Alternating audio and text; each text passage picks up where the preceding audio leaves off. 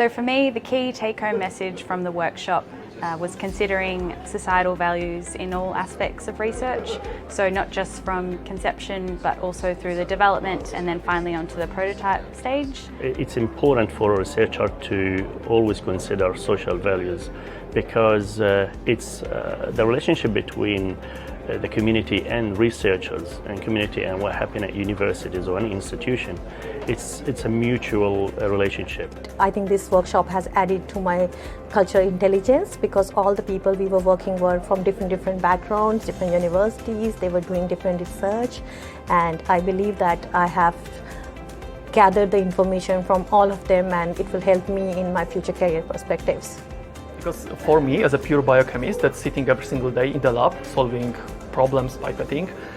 sometimes we tend to forget about that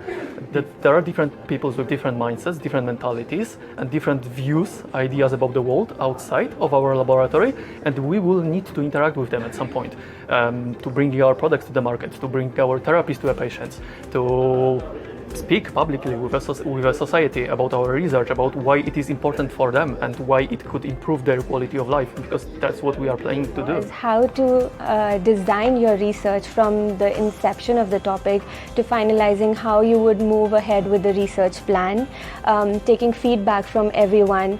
they may be from your field and not just from your field, and including all of these ideas and making your project the best it can be.